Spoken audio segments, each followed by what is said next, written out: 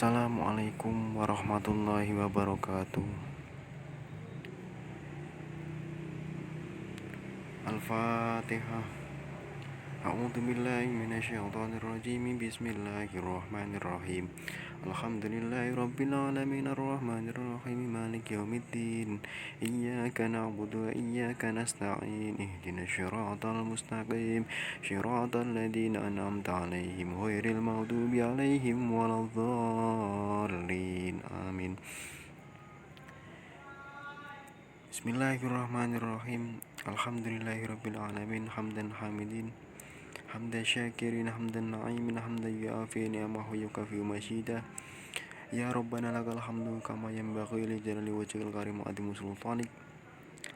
Bismillahirrahmanirrahim. Alhamdulillahirabbil alamin wa bihi nasta'in ala umurid dunya waddin.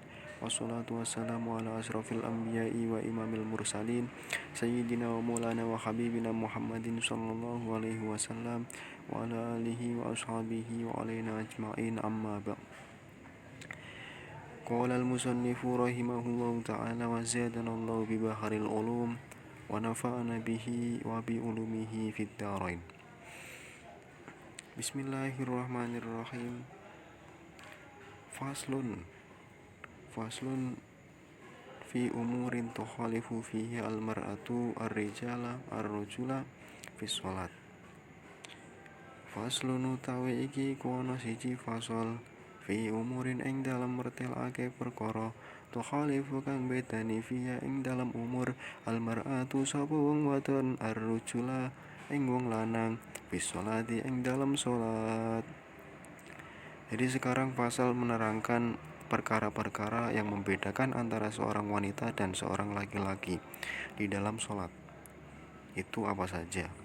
Wadakarolan nutur al musonifu sapa bayi musonif dalika ing mengkono umur perkara bikolihi kelawan dawuh bayi musonif. Berarti perkara-perkara yang membedakan antara seorang laki-laki dan perempuan akan dituturkan oleh bayi musonif atau pengarang kitab yang berbunyi wal mar'atu tuhalifur rajula fi khamsati asya. Wal mar'atu ta wong wadon tuhalifu iku bedani sapa wong wadon ar-rajula ing wong lanang fi khamsati asya ing dalam 5 pira-pira perkara. Yang membedakan antara seorang laki-laki dan perempuan itu ada 5 perkara. Bismillahirrahmanirrahim. Farrajulu mangko ta wong lanang yujafi iku bengkangake sapa wong lanang ayar fau tegese ngangkat sapa wong lanang mirfaqaihi ing sikut lorone wong lanang anjambaihi saking lambung lorone wong lanang wayukilu lan angkat ayar fau tegese ngangkat badnahu ing wetenge rajul wong lanang ang fahidehi saking pupu lorone wong lanang firruku yang dalam tingkah ruku wa sujud lan tingkah sujud. Bismillahirrahmanirrahim.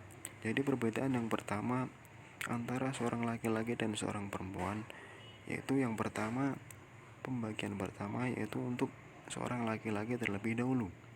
Ya, seorang laki-laki, perbedaan pertama yaitu ketika seorang laki-laki sedang sholat dalam keadaan ruku ataupun sujud, itu harus mengangkat kedua sikunya dari perut.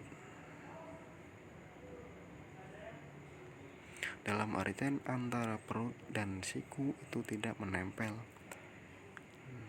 Begitu juga mengangkat perut dari paha.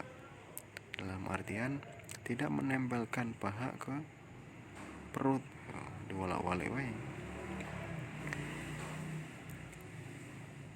Jadi itu dalam keadaan sujud ataupun ruku itu tidak boleh, atau dalam artian tidak menempelkan kedua tangan, kedua siku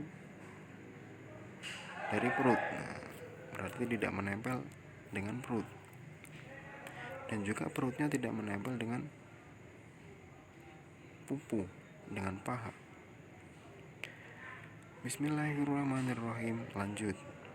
wa yajharu lan banterake sapa rajul fi maudil jari ing dalem panggonane salat kang bisa nyerokke swara. Jadi bagi seorang laki-laki itu boleh mengeraskan suara pada sholat-sholat yang boleh mengeraskan suara. Jadi sholat 5 waktu itu ada yang boleh mengeraskan suara dan juga ada yang tidak boleh mengeraskan suara. Kalau sholat malam itu boleh mengeraskan suara. Kalau sholat siang tidak boleh mengeraskan suara. Sholat malam contohnya sholat isya, sholat maghrib, dan sholat subuh. Nah, kalau sholat siang, sholat duhur, dan sholat asar. Kalau malam boleh mengeraskan, kalau siang tidak boleh mengeraskan. Ini bagi seorang laki-laki.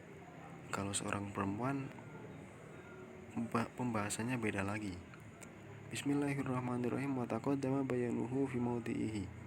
Wa taqaddama lan dindingin bayanuhu apa keterangane jahr fi maudhihi ing dalam panggonane nyerokake. Jadi keterangan yang boleh mengeraskan suara itu sudah diterangkan di bab sebelumnya. Nah, jadi seperti itu keterangannya. Seperti kalau yang boleh mengeraskan suara itu sholat malam atau isya, maghrib, dan subuh.